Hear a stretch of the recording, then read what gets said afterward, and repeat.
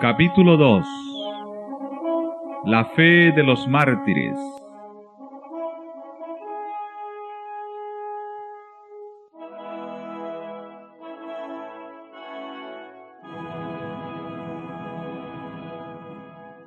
Cuando Jesús reveló a sus discípulos la suerte de Jerusalén y los acontecimientos de la segunda venida, predijo también lo que habría de experimentar su pueblo desde el momento en que él sería quitado de en medio de ellos, hasta el de su segunda venida en poder y gloria para libertarlos.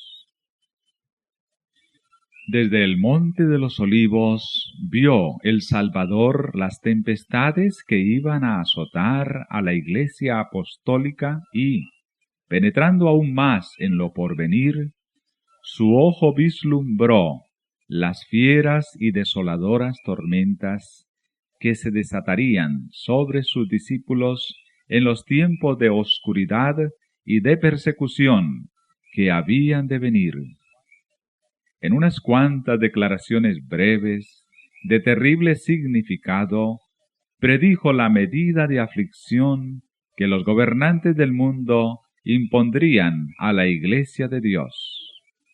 Los discípulos de Cristo habrían de recorrer la misma senda de humillación, escarnio y sufrimientos que a él le tocaba pisar. La enemistad que contra el Redentor se despertara iba a manifestarse contra todos los que creyesen en su nombre.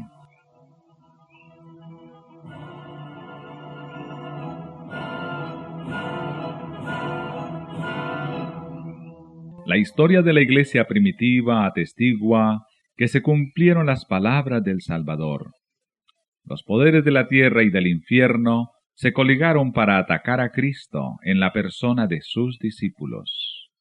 El paganismo previó que de triunfar el Evangelio, sus templos y sus altares serían derribados, y reunió sus fuerzas para destruir el cristianismo. Encendióse el fuego de la persecución. Los cristianos fueron despojados de sus posesiones y expulsados de sus hogares. Todos ellos sufrieron gran combate de aflicciones. Experimentaron vituperios y azotes, y a más de esto, prisiones y cárceles. Muchos sellaron su testimonio con su sangre.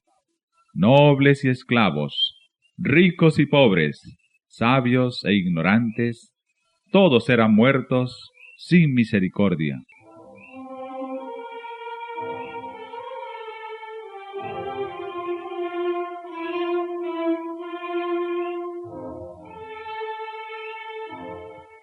Estas persecuciones que empezaron bajo el imperio de Nerón, cerca del tiempo del martirio de San Pablo, continuaron con mayor o menor furia por varios siglos.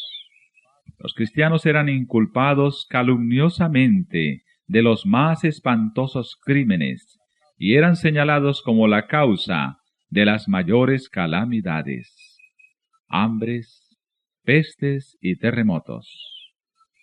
Como eran objeto de los odios y sospechas del pueblo, no faltaban los delatores que por vil interés estaban listos para vender a los inocentes.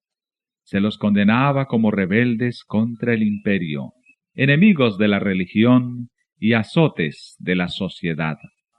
Muchos eran arrojados a las fieras o quemados vivos en los anfiteatros. Algunos eran crucificados. A otros los cubrían con pieles de animales salvajes y los echaban a la arena para ser despedazados por los perros. Estos suplicios constituían a menudo la principal diversión en las fiestas populares.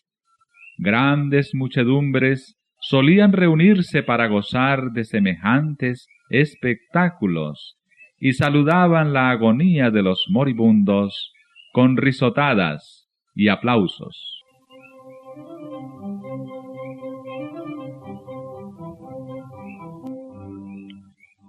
Doquiera fuesen los discípulos de Cristo en busca de refugio, se les perseguía como a animales de rapiña. Se vieron puestos obligados a buscar escondite en lugares desolados y solitarios. Anduvieron destituidos, afligidos, maltratados, de los cuales el mundo no era digno, andando descaminados por los desiertos y por las montañas, y en las cuevas y en las cavernas de la tierra. Las catacumbas ofrecieron refugio a millares de cristianos. Debajo de los cerros, en las afueras de la ciudad de Roma, se habían cavado a través de tierra y piedra largas galerías subterráneas, cuya oscura e intrincada red se extendía leguas más allá de los muros de la ciudad.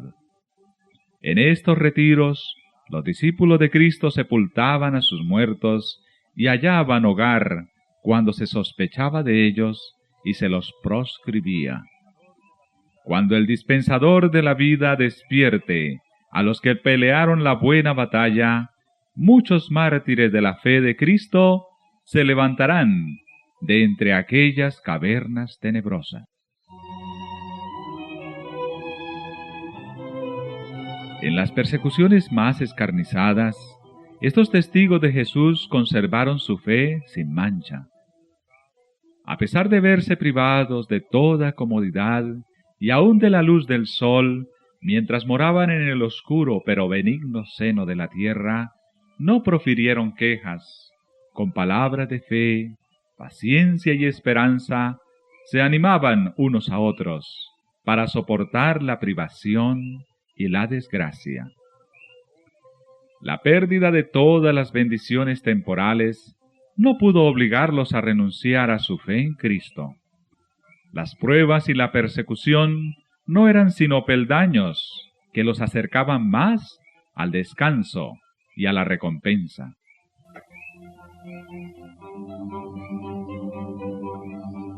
Como los siervos de Dios en los tiempos antiguos, muchos fueron muertos a palos, no admitiendo la libertad para alcanzar otra resurrección mejor. Recordaban que su maestro había dicho que cuando fuesen perseguidos por causa de Cristo, debían regocijarse mucho, pues grande sería su galardón en los cielos, porque así fueron perseguidos los profetas antes que ellos. Se alegraban de que se los hallara dignos de sufrir por la verdad, y entonaban cánticos de triunfo en medio de las crepitantes hogueras. Mirando hacia arriba por la fe, veían a Cristo y a los ángeles que desde las almenas del cielo los observaban con el mayor interés y apreciaban y aprobaban su entereza. Descendía del trono de Dios hasta ellos una voz que decía: «Sé fiel hasta la muerte, y yo te daré la corona de la vida».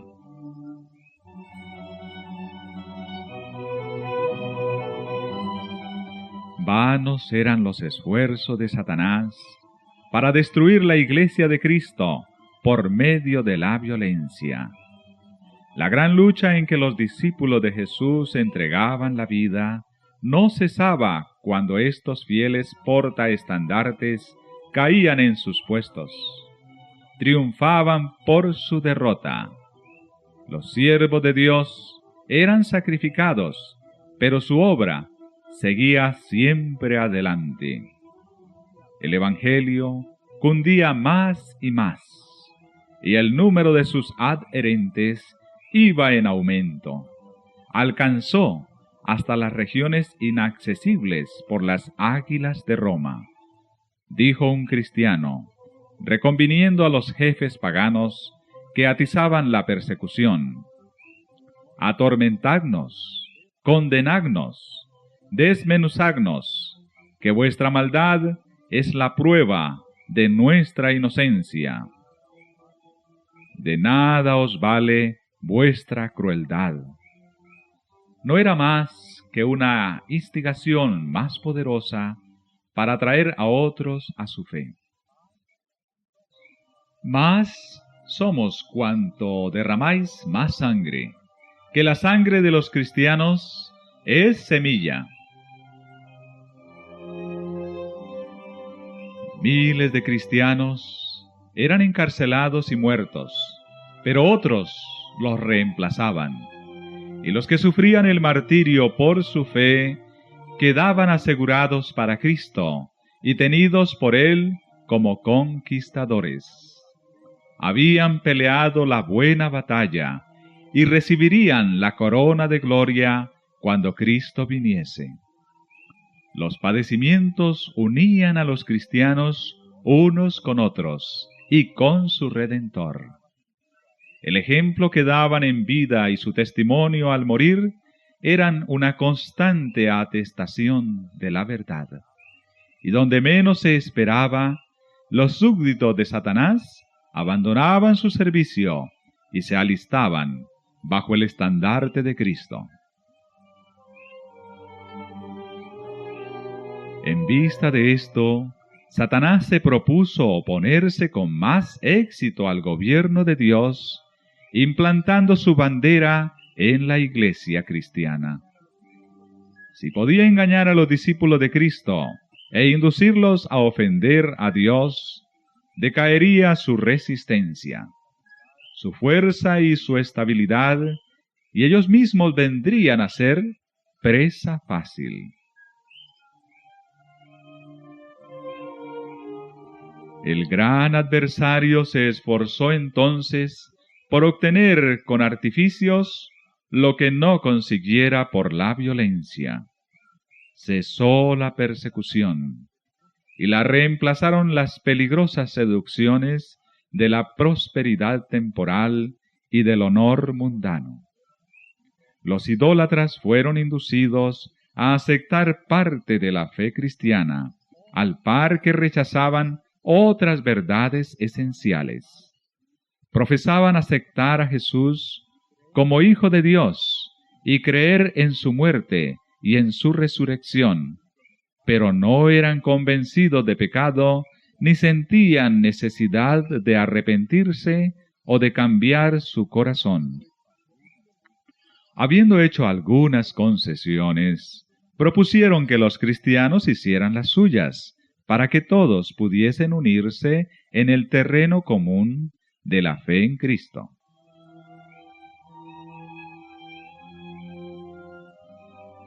La Iglesia se vio entonces en gravísimo peligro, y en comparación con él, la cárcel, las torturas, el fuego y la espada eran bendiciones.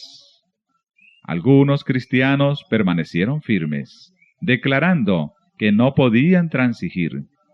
Otros se declararon dispuestos a ceder o a modificar en algunos puntos su confesión de fe y a unirse con los que habían aceptado parte del cristianismo, insistiendo en que ello podría llevarlos a una conversión completa.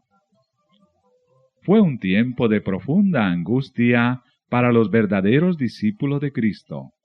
Bajo el manto de un cristianismo falso, Satanás se introducía en la iglesia para corromper la fe de los creyentes y apartarlos de la palabra de verdad.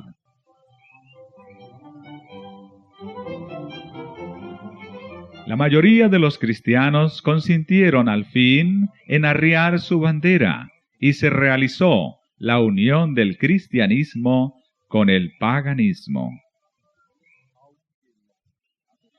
Aunque los adoradores de los ídolos profesaban haberse convertido y unido con la Iglesia, seguían aferrándose a su idolatría, y sólo habían cambiado los objetos de su culto por imágenes de Jesús y hasta de María y de los santos. La levadura de la idolatría, introducida de ese modo en la Iglesia, prosiguió su funesta obra. Doctrinas falsas, ritos supersticiosos y ceremonias idolátricas se incorporaron en la fe y en el culto cristiano. Al unirse los discípulos de Cristo con los idólatras, la religión cristiana se corrompió y la Iglesia perdió su pureza y su fuerza. Hubo, sin embargo, creyentes que no se dejaron extraviar por esos engaños y adorando solo a Dios, se mantuvieron fieles al autor de la verdad.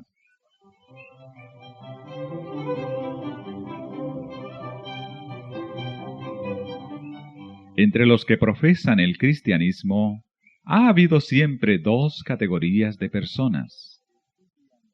La de los que estudian la vida del Salvador y se afanan por corregir sus defectos y asemejarse al que es nuestro modelo, y la de aquellos que rehúyen las verdades sencillas y prácticas que ponen de manifiesto sus errores.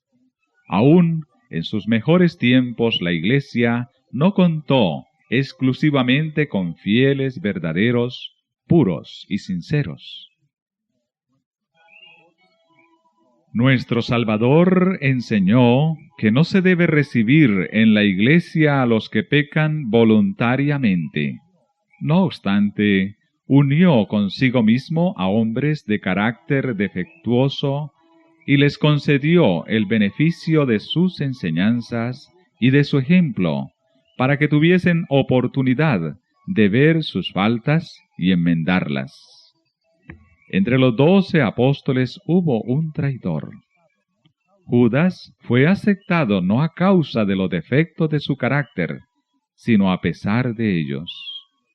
Estuvo unido con los discípulos para que, por la instrucción y el ejemplo de Cristo, aprendiese lo que constituye el carácter cristiano, y así pudiese ver sus errores, arrepentirse y con la ayuda de la gracia divina, purificar su alma, obedeciendo a la verdad. Pero Judas no anduvo en aquella luz que tan misericordiosamente le iluminó. Antes bien, abandonándose al pecado, atrajo las tentaciones de Satanás. Los malos rasgos de su carácter llegaron a predominar. Entregó su mente al dominio de las potestades tenebrosas. Se airó cuando sus faltas fueron reprendidas y fue inducido a cometer el espantoso crimen de vender a su maestro. Así también obran todos los que acarician el mal mientras hacen profesión de piedad y aborrecen a quienes les perturban la paz, condenando su vida de pecado. Como Judas, en cuanto se les presente la oportunidad, traicionarán a los que para su bien les han amonestado.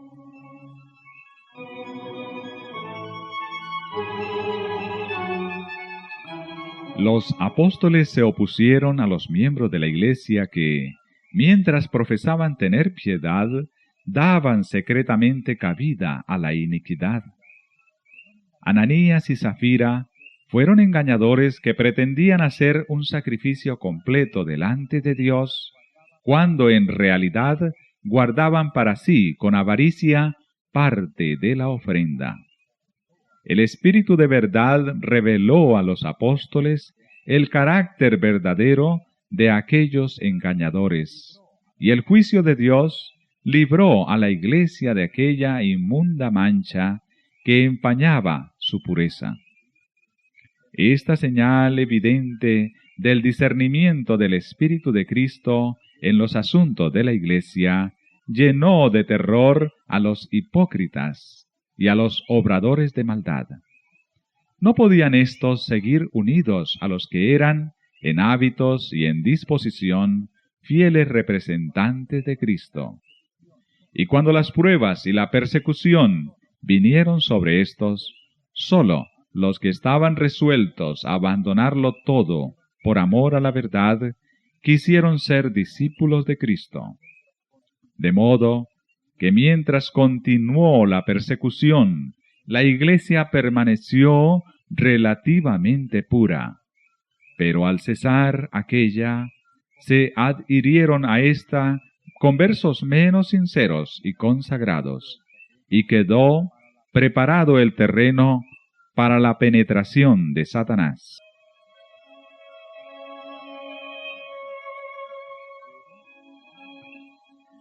Pero no hay unión entre el príncipe de luz y el príncipe de las tinieblas, ni puede haberla entre los adherentes del uno y los del otro. Cuando los cristianos consintieron en unirse con los paganos, que sólo se habían convertido a medias, entraron por una senda que los apartó más y más de la verdad. Satanás se alegró mucho de haber logrado engañar a tan crecido número de discípulos de Cristo. Luego ejerció aún más su poder sobre ellos y los indujo a perseguir a los que permanecían fieles a Dios. Los que habían sido una vez defensores de la fe cristiana eran los que mejor sabían cómo combatirla, y estos cristianos apóstatas, junto con sus compañeros semipaganos, dirigieron sus ataques contra los puntos más esenciales de las doctrinas de Cristo.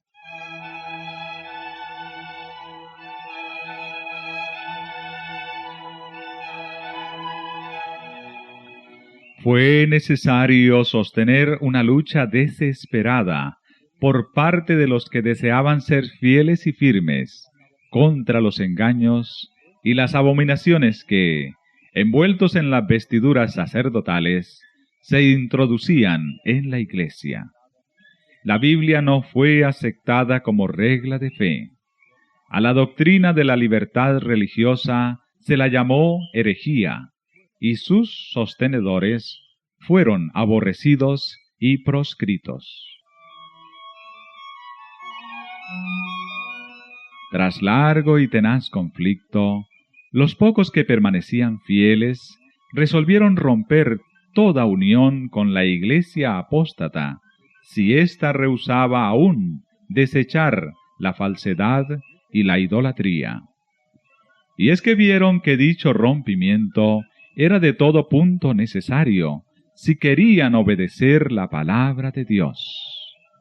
No se atrevían a tolerar errores fatales para sus propias almas y dar así un ejemplo que ponía en peligro la fe de sus hijos y la de los hijos de sus hijos. Para asegurar la paz y la unidad, estaban dispuestos a cualquier concesión que no contrariase su fidelidad a Dios. Pero les parecía que sacrificar un principio por amor a la paz era pagar un precio demasiado alto.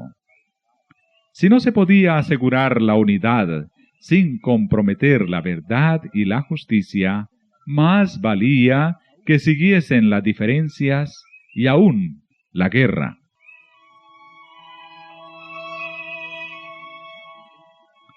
Bueno sería para la Iglesia y para el mundo que los principios que aquellas almas vigorosas sostuvieron revivieran hoy en los corazones de los profesos hijos de Dios.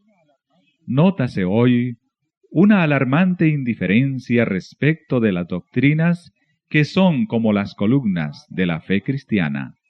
Está ganando más y más terreno la opinión de que, al fin y al cabo, dichas doctrinas no son de vital importancia. Semejante degeneración del pensamiento fortalece las manos de los agentes de Satanás, de modo que las falsas teorías y los fatales engaños que en otros tiempos eran rebatidos por los fieles que exponían la vida para resistirlos, encuentran ahora aceptación por parte de miles y miles que declaran ser discípulos de Cristo.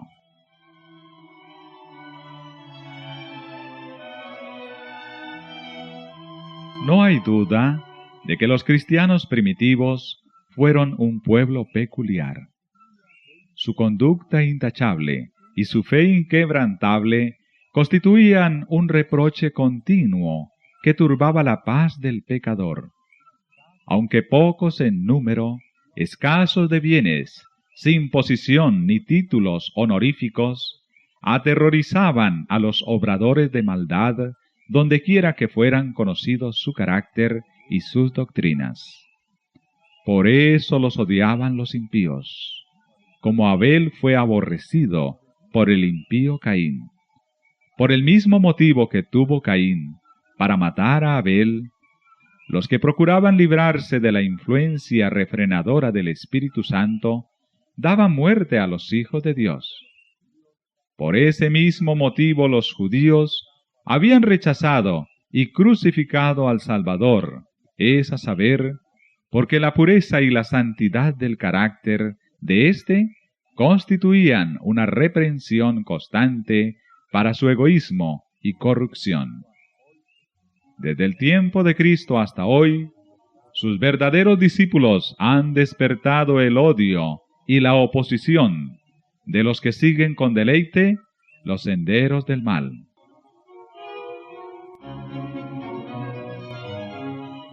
¿Cómo, pues, puede llamarse el Evangelio un mensaje de paz?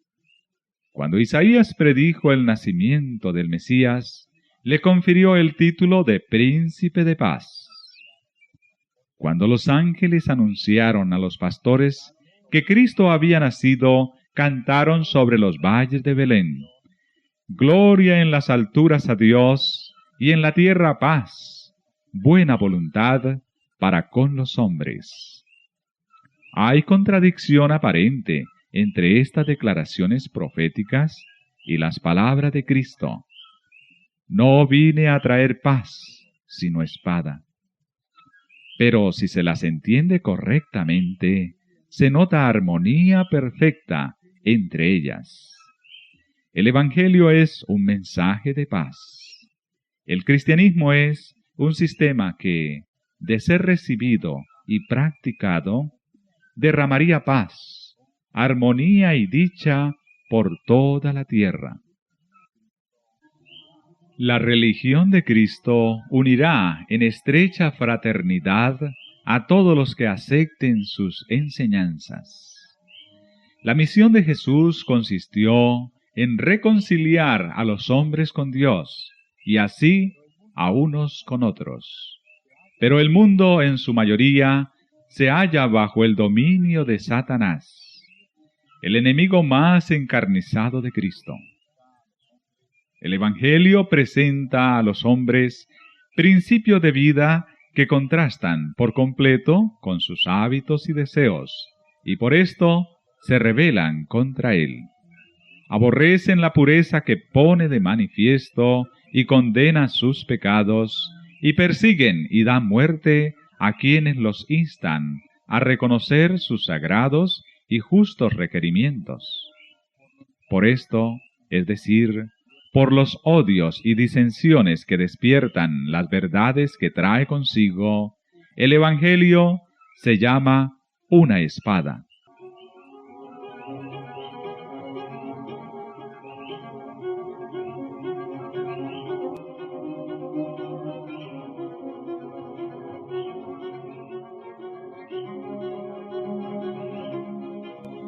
La providencia misteriosa que permite que los justos sufran persecución por parte de los malvados, ha sido causa de gran perplejidad para muchos que son débiles en la fe. Hasta los hay que se sienten tentados a abandonar su confianza en Dios, porque Él permite que los hombres más viles prosperen, mientras que los mejores y los más puros sean afligidos y atormentados por el cruel poderío de aquellos.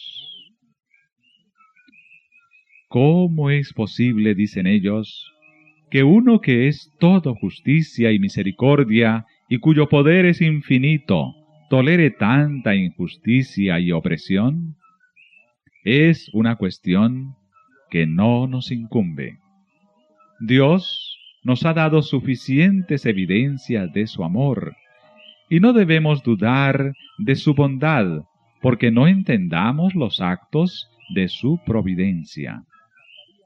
Previendo las dudas que asaltarían a sus discípulos en días de pruebas y oscuridad, el Salvador les dijo: «Acordaos de la palabra que yo os he dicho.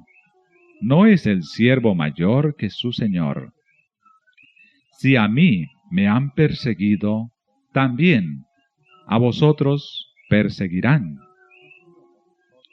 Jesús sufrió por nosotros más de lo que cualquiera de sus discípulos pueda sufrir al ser víctima de la crueldad de los malvados. Los que son llamados a sufrir la tortura y el martirio no hacen más que seguir las huellas del amado Hijo de Dios.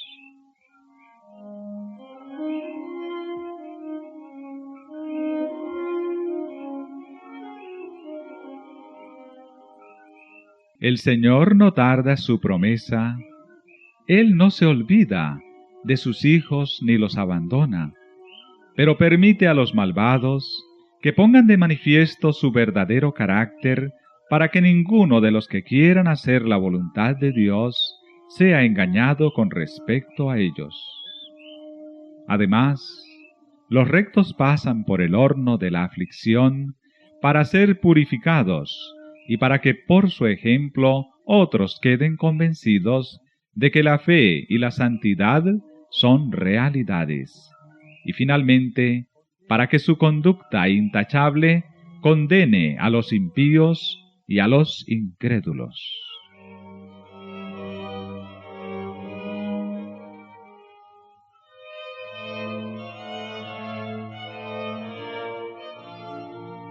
Dios permite que los malvados prosperen y manifiesten su enemistad contra Él, para que cuando hayan llenado la medida de su iniquidad, todos puedan ver la justicia y la misericordia de Dios en la completa destrucción de aquellos.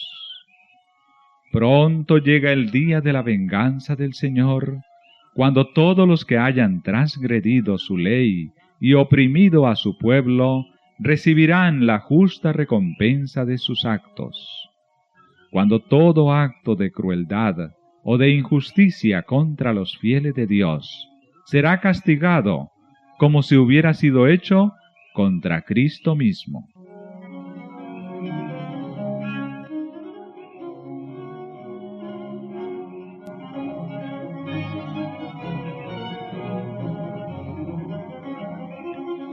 Otro asunto hay de más importancia aún, que debería llamar la atención de las iglesias en el día de hoy.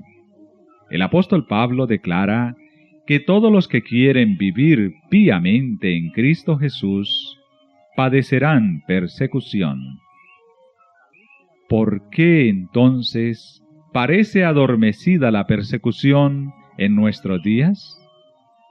El único motivo es que la Iglesia se ha conformado a las reglas del mundo y por lo tanto no despierta oposición. La religión que se profesa hoy no tiene el carácter puro y santo que distinguiera a la fe cristiana en los días de Cristo y sus apóstoles. Si el cristianismo es aparentemente tan popular en el mundo, ello se debe tan solo al espíritu de transigencia con el pecado, a que las grandes verdades de la palabra de Dios son miradas con indiferencia, y a la poca piedad vital que hay en la Iglesia. Reavivan la fe y el poder de la Iglesia primitiva, y el espíritu de persecución revivirá también, y el fuego de la persecución volverá a encenderse.